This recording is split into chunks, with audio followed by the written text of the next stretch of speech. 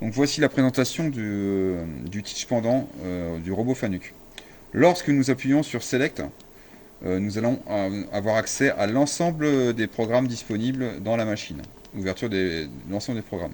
Lorsque nous appuyons sur Menu, nous allons ouvrir l'ensemble des menus potentiellement utiles pour arriver dans le robot. On note que nous avons différents défauts.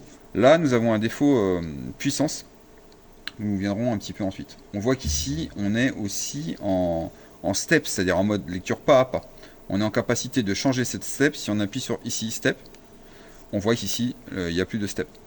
Donc à partir de là, on peut tout à fait aussi avoir la puissance robot. Pour avoir la puissance robot, il faut appuyer sur l'homme mort derrière, en même temps appuyer sur Shift. Et une fois qu'on a appuyé sur ces deux-là, il faut faire un reset, acquitter le défaut.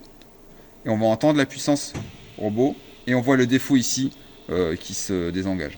À partir du moment où on a acquitté le défaut, on est en capacité de réaliser les déplacements sur... alors, on peut le faire de l'acquitter. On peut aussi, de l'autre côté, mettre la puissance.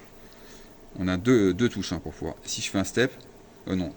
Si je fais un reset, voilà, là j'ai la puissance. Et là, ça veut dire que je vais pouvoir bouger mon robot. Voilà, on voit que on l'entend bouger. On entend qu'il bouge.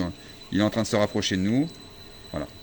Donc à partir de là, on a les différents axes potentiels du robot.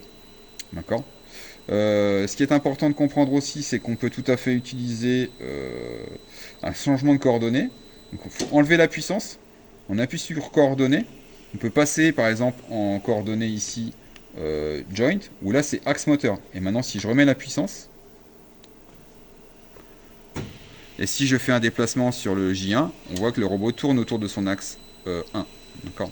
Donc on a changé les coordonnées. Il y a aussi lorsqu'on est en lecture programme, lecture marche avant, lecture marche arrière, lecture marche avant, lecture marche arrière, et la variation de vitesse ici. D'accord.